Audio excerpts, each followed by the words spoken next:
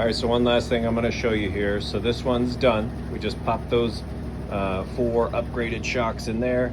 And this is actually the exact same washer with Amazon shocks that we didn't do anything to.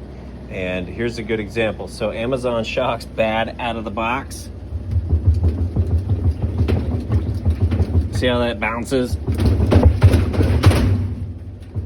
And I can just, call it the 2-finger test, but with 2 fingers I can bounce this like a basketball, right? Okay, well we come over here to the shocks now being reinforced. 0 movement. Use my whole arm. 0 movement. And that's how it should be.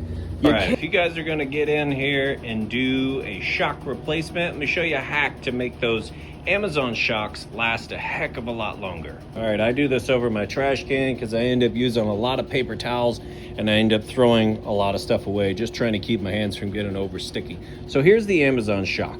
Now, how long would this one last? Probably not very long, and let me show you why. Right here, so this is a good built shock, good spring. All of these parts are the same parts that you would find on an OEM shock that's 5 times more expensive. But here's the problem. Here's why these don't last and don't even work. See that grease, if you can call it that? It's supposed to be a dampening grease. This is not. This is not the right stuff.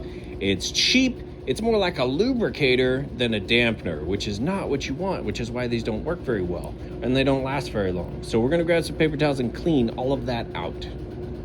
Okay, so I've cleaned out as much as I can from up top here and from inside of here, but check this out. So this little white guy right here, there's nothing even on it. It's not saturated at all. And this white slick snot stuff is not what's supposed to be on there, and there's none down in there.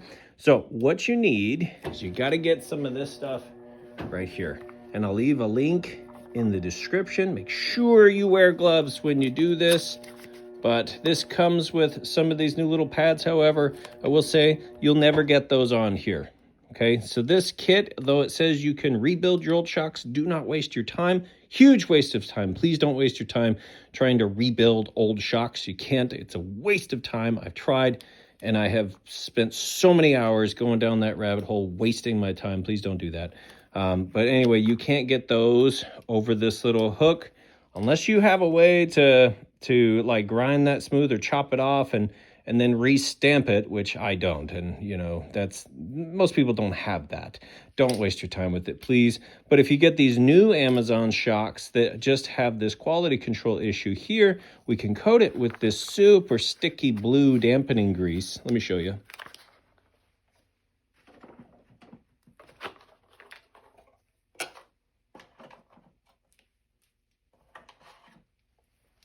Okay, so this stuff right here,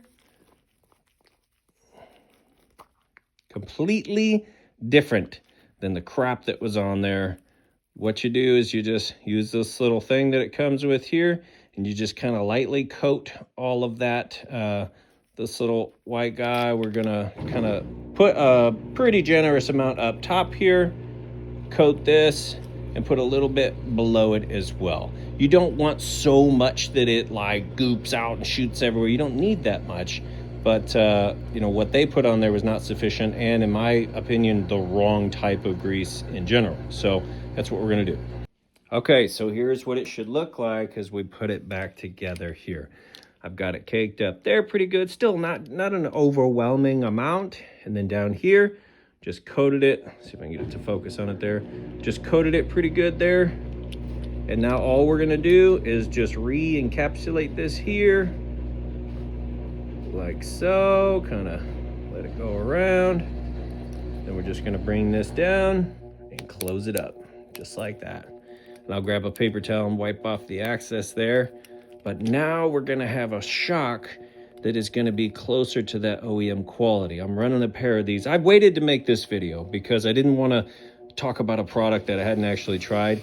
But I actually got a pair of crappy Amazon shocks that I knew were crappy, pretty much bad out of the box. And I did this trick on my own Samsung top-load washer at home, and it's still running. It's been over a year now. It's still running perfect. So this little trick here can take your Amazon shocks, which are cheaper, and instead of getting a month or 2 or 3 or 4 out of it, I'm getting a year still going strong. So And this stuff was pretty cheap too. It wasn't that expensive. Like I said, please don't waste your time trying to rebuild old shocks, but this is how you can take new, cheaper shocks and make them last a heck of a lot longer. So hope this tip helps somebody out. Guys, have a great day. Thanks for watching my videos. Appreciate it.